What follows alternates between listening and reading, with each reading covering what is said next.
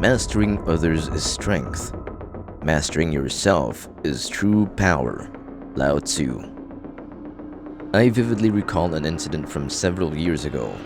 I resided further from my current location. On that particular day, I embarked on a run along the boardwalk. It proved to be a strenuous endeavor, likely due to my underestimation of the sweltering heat, leaving me feeling utterly drained on my return journey. As I passed by a myriad of individuals frequenting the boardwalk, I couldn't help but observe the diverse activities they were engrossed in. Some strolling leisurely, others heading to the beach, a few savoring a meal. Amid this bustling scenery, a peculiar thought struck me. In those fleeting moments when two strangers exchange a brief, unspoken glance while passing each other, it dawned on me that no one I encountered could possibly fathom the extent of my discomfort. It felt oddly unsettling that such profound distress could remain concealed in plain sight. Not that I desired anyone to delve into my inner turmoil, far from it. Rather, it was the realization that the chasm separating my reality from theirs was insurmountable. My personal agony would forever remain the secret that the boardwalk concealed, never to be shared or understood. This notion has been a crucial aspect of my mental evolution over time. I've distanced myself from the misconception that everyone else has life all figured out while I fumble through my existence. It's easy to imagine others waking up with unwavering enthusiasm, ready to conquer the world, while I grapple with my uneasiness and concerns. However, the truth is more complex. Everyone is scaling their own metaphorical mountain, burdened by their unique challenges. A quote from Viktor Frankl resonates with me in this context. To draw an analogy, a man's suffering is similar to the behavior of a gas. If a certain quantity of gas is pumped into an empty chamber, it will fill the chamber completely and evenly, no matter how big the chamber. Thus, suffering completely fills the human soul and conscious mind, no matter whether this suffering is great or little. Therefore, the size of human suffering is absolutely relative. That message is eye-opening in its emphasis on the relativity of suffering experienced by all. It underscores two critical lessons: compassion and perspective. Firstly, it calls for us to be more compassionate towards others, acknowledging the hidden struggles they might be enduring.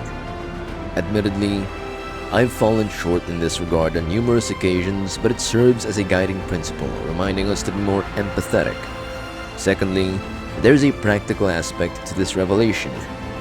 It highlights that more often than not, the events unfolding around us are not about us personally. Our default reaction is to attribute intentionality to external occurrences, asking, "Why is this happening to me?" In reality, it rarely revolves around us. The intricacies of other people's lives are largely concealed, and they are equally occupied with their own challenges. Understanding this concept holds immense value. The world is not conspiring against you. It comprises billions of individuals, each with their unique narrative playing in their minds. This realization empowers you to extract more from life, extending grace to yourself and others. It's a liberating realization that life's events should be taken less personally and less seriously. As you craft your own beautiful narrative, remember that there are no true adversaries in a world brimming with unique invisible struggles.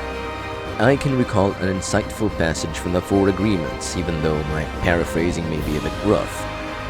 It conveyed the idea that people's actions are primarily a reflection of themselves and not a judgment on you.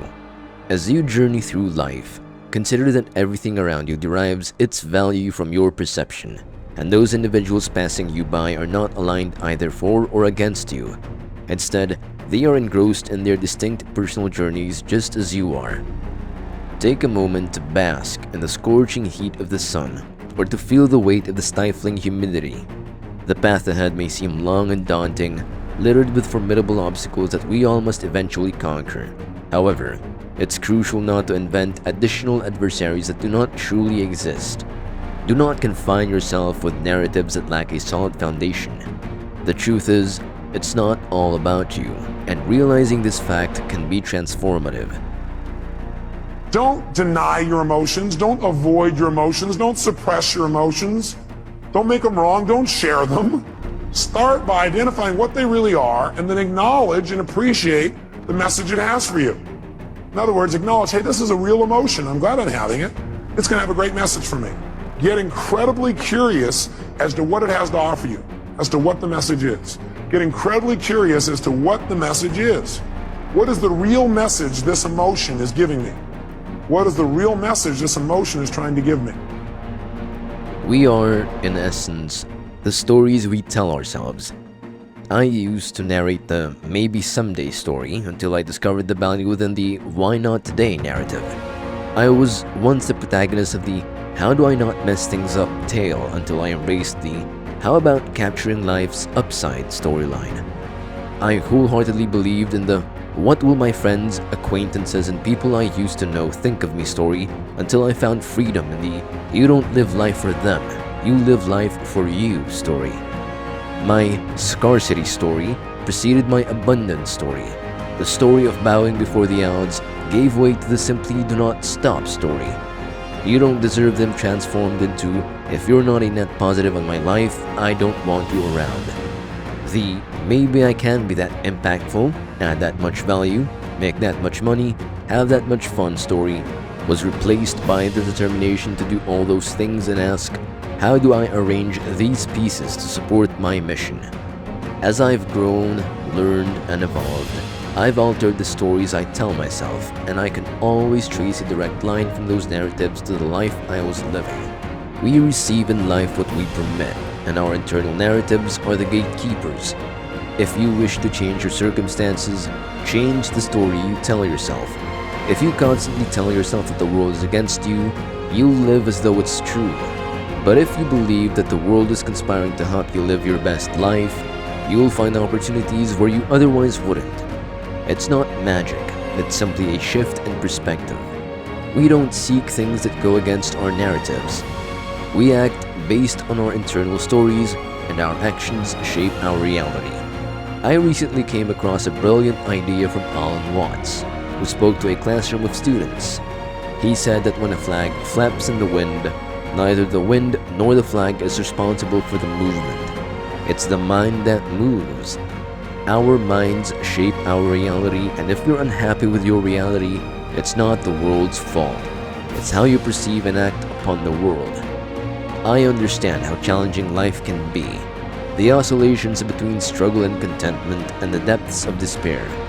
But the wrong stories will hold you back, keeping you down and blind to the opportunities that surround you. We are the stories we tell ourselves, and this is beautiful because it means the key to transformation lies within us. Life can provide the context and details, but we are the authors of our own scripts. We may never know how other stories will end, and that's perfectly fine. What's crucial is that we illuminate the 10 feet in front of us, focusing on the now. It's the little steps that lead to significant progress, one puzzle piece at a time. Complexity can impede progress, making things seem overwhelming and distant in the darkness. However, there's always just enough light within us to illuminate the immediate path. When life appears dark, remember that you have the ability to cut through it, one logical decision at a time.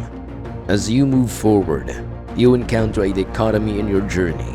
The wrong destinations serve as valuable lessons, urging you to learn and self-correct, while the right ones ignite your passion to propel you further in their direction. Both paths have their merit, and the only way to truly lose is by choosing not to embark on the journey. The truest defeat lies in saying, I'll remain right here, akin to a toddler refusing to assemble a puzzle merely because they cannot envision the completed mural within each individual piece. The essence lies in putting the pieces together, finding joy in the process, and reaping growth and value from the assembly. So, the question is whether you will sign that dotted line, the one that says, when you can't see the mountaintop, what you will be left with is solely trusting yourself to bring it about. It's easy to say yes when the sky is clear and the birds are singing. Yet, amid life's storms, when doubt creeps in, when it questions the purpose, and when the world appears gray, you must remember the rules of the game. Remember, it's not about knowing but about trusting, about creating puzzle pieces rather than finishing murals. Anyone can craft a single puzzle piece and another, even though life is challenging. But as you navigate through the tempest, witnessing those little pieces connect around you, you'll understand the essence of life. You'll recall what's within your control and what isn't. You will realize the futility of attempting to move the immovable or change the unchangeable. Your greatest strength lies in dedicating your time, talents, and efforts to what you can control. Admittedly, making this distinction can be painful. You may wish certain people were different or that situations could be altered, but that's just life. The losing mentality is to fight against this reality, to harbor anger or resentment towards those who disappoint you. It's dwelling on situations that transpired contrary to your wishes and refusing to accept the outcomes as they are. But as challenging as it is, embracing the unchangeable is a fundamental shift from a victim mentality to becoming the architect of your reality. Complaining about the weather won't alter it. Your time is better spent adjusting yourself to it. Life repeatedly teaches us that there are plenty of things we aren't happy about, numerous circumstances we wish to change. But lingering in those spaces leads to a forfeit of your greatness and strength. There is so much within your control and so many actions you can take to position yourself for success. In the end, accepting what cannot be changed grants you the power to shape your destiny.